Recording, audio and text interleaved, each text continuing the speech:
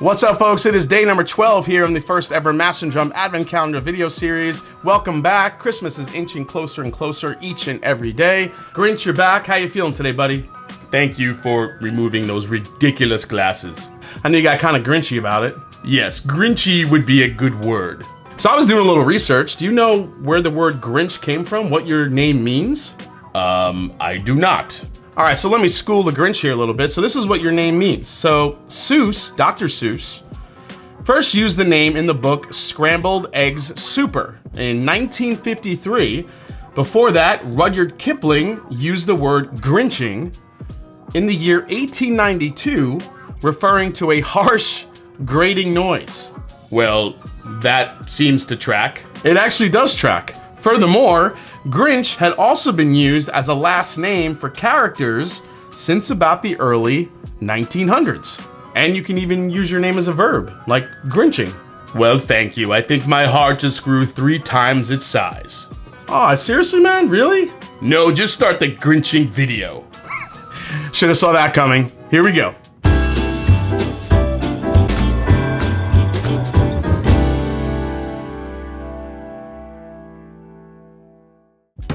What's up, folks? I'm Jason C. from the Mash and Drum Whiskey Room. Welcome back to the show. Like, subscribe, do all the things to help the channel continue to grow for the rest of the year. Appreciate it. If this is your first time here, this is how it works. A few weeks ago, I asked my mom and my girlfriend to pick 25 random bottles in my whiskey room. Anything.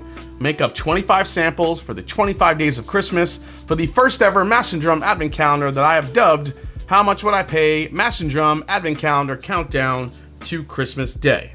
For the past 11 days, I have been opening up these blind samples, nosing it, tasting it, maybe guessing the proof, maybe trying to even guess the bottle, and also ultimately determining how much I would pay for the whiskey. What do I think my value is? Then after I name my price, I will reveal the sample in this advent calendar, and we could see exactly what I was sipping on and compare my value to the actual value. All right, day 12, here we go. Let's get this poured. All right, let's look at the color here. This one's pretty dark. This actually has like a little bit of a reddish tone to it as well. Could be some extra oak aging in here, we'll see. On the nose. This is just dark molasses and maple syrup all day long. Man, cocoa powder, good amount of oak here too. Man, this is like, woo, singeing the nose hairs. I think this is pretty proofy. Let's find out. Here we go. Oh, maybe not as proofy on the palate. I felt like I was getting some proof, but on the palate, it didn't really hit me as proofy. Man, what is that? I think for sure this is a bourbon. I think we're looking at a bourbon here. A very sweet, very dense bourbon. Good mouthfeel to it, good texture. A little bit of spice. Not as spicy as we saw yesterday with that Sagamore 8-year. So that's why I'm really kind of leaning towards bourbon here. Let's do another sip. Again, it's very rich, but I feel like the nose and the palate are in two different zones. The nose, I get a lot of flavor. It almost comes off like a super high proof. But then when you taste it, yeah, it has some proof to it, but it definitely mellows out. There's some good amount of oak here, not a ton. I don't think it's super old, but I do think there's some age here. Now, the more I sip this, the sweeter it's getting as well. There's kind of like an almond cookie thing here going on too. It's got a slight nuttiness to it. A lot of rich flavor here.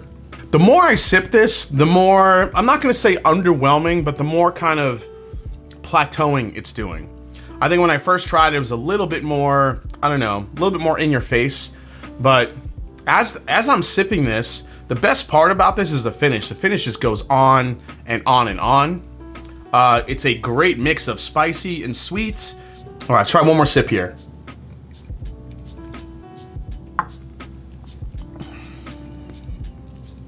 So, front of the palate, again, I mean, it's all toffee, caramel, maple syrup. Then it gets into mid palate, and then I think it actually gets a little bit sweeter. There's some spice there, but this is a very sweet, whiskey. I'm going with bourbon.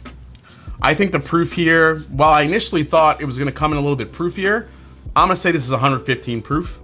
I think initially I thought it had some age to it, but now I think it's just, I don't know. I could probably go 8, maybe 9 years if I'm lucky on this one. I'm not getting a lot of cherry, so I don't really think I'm getting some ultra aged notes at all. I think this is a younger whiskey. I would probably lean more towards like 7 to 8 years old. All right, value, what would I pay for this? This is pretty solid. I would probably, gearing that it's a little bit more sweet than it is balanced, maybe 100 even for this bottle. I'll say 100 even. I think this is a really solid, really good $100 bottle. Again, proof, I'm gonna stick around like that 115 range. Yeah, I think that's my guesses. So here we go, day number 12, which is all the way over here. Let's see what we got. Oh shit.